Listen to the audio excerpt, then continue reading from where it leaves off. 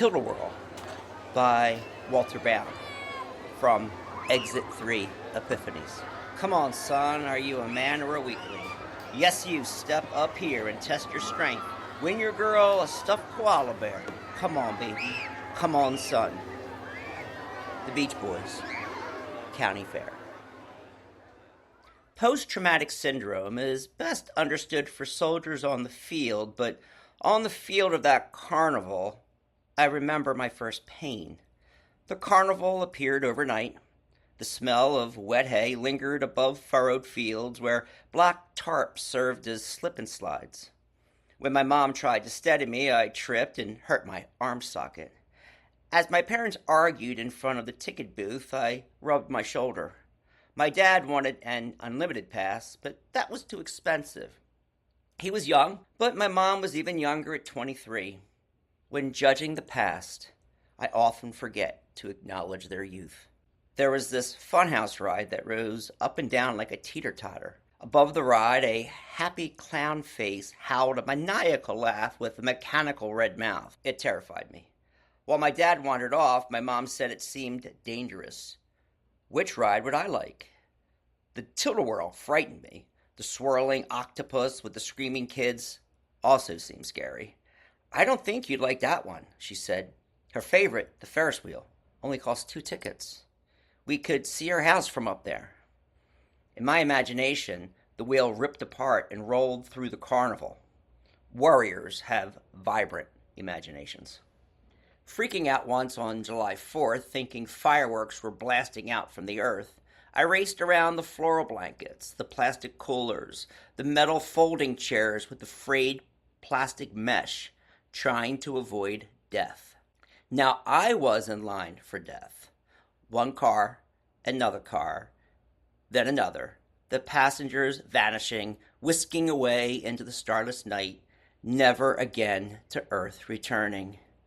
But she would sing to me, the treble in my ear giving me what I now know as Frisian or aesthetic chills, her lips so close, as if she had fallen from one of those unseen stars, her voice a blue paxil for all the anxiety of the world.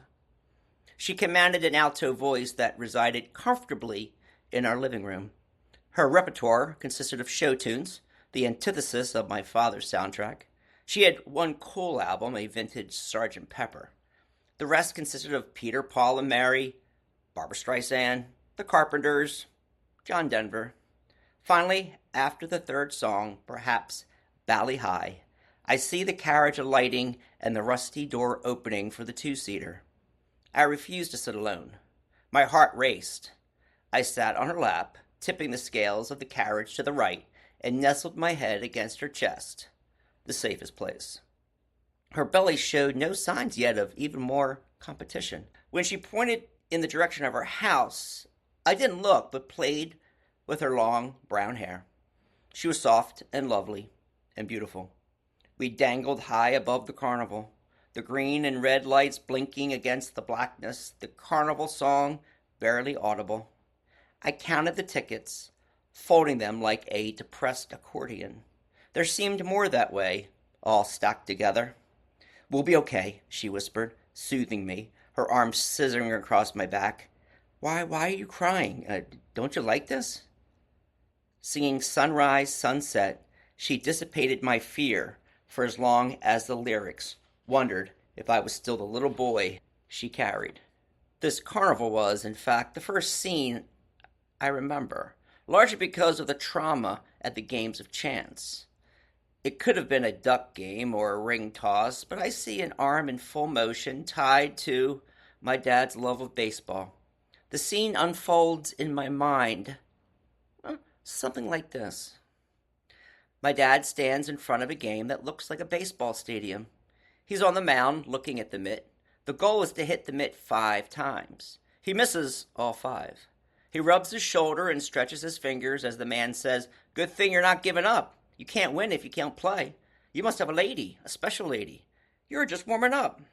I asked for a swirled soft serve cone with chocolate jimmies. Your dad is wasting our money. Which one do you like? My dad asked, pointing at the stuffed animals. I don't like any of them. Let me give it another try. It looks like fun. Could I try? Maybe another game, he says. We're not playing another, my mom says. It's a waste of money.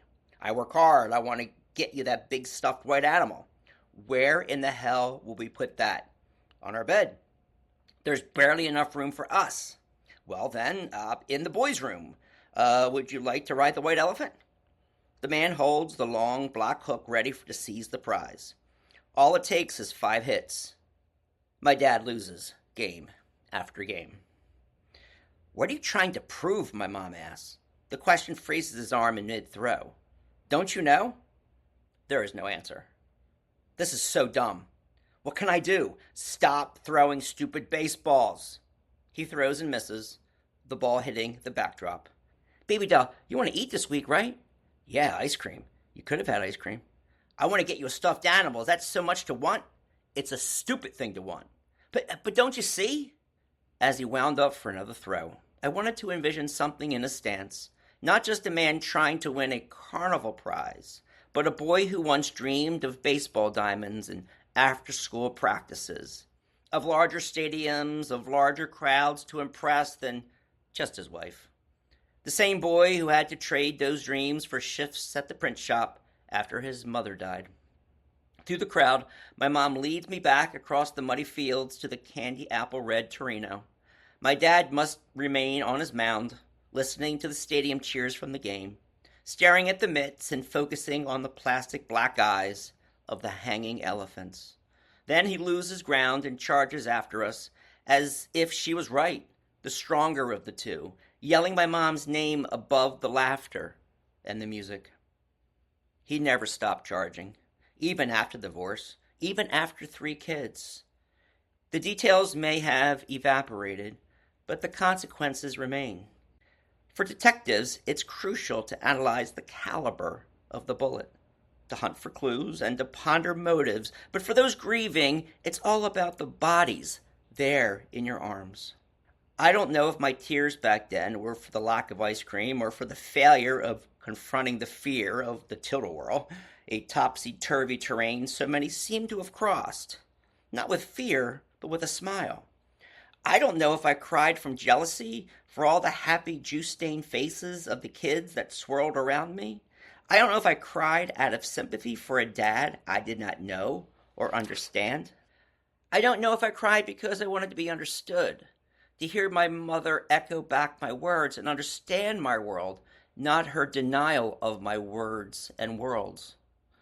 There was the kid magic of a medieval knight about my dad, the romantic faith of a grail that defied all logic. He often complained he would have been better if he would have been allowed to play baseball after school. When he was 16, he lost his mother. He had older brothers and a sister and a younger brother, and I seemed to think he was lost in the middle. The kid who did the work but received no thank yous or glory. How many balls did he need to throw? How many white elephants to correct the balance sheets? Is the burden worth the pain if it means someone else's happiness? My earliest memories still swirl with his music, always in his apple red Ford Trino, with the white leather seats, almost always at night, sitting bolt upright in the back seat like a staccato high B quarter note. I fumble with the boxy 8-track tapes, amazed that such plastic could produce such sounds. Perhaps Tennessee Williams was right. In memory, everything happens to music. Years later, trying to repair the memories, I play that old Beach Boys song on the ride home. My shoulder still tender, cold in the yellow glow of the dashboard, recording the dissonant voices of those I loved, wondering if I would ever be good enough. I still don't know. I tear up those 10 tickets to make fine confetti. Hey everyone, thank you for watching. I really appreciate it. It was first published in The Masterpiece on Medium, and it's going to be in a new book called Exit 3 Epiphanies. So thank you. If you can hit subscribe, I would be so appreciative of that. Thank you so much. Take care, everyone. Bye.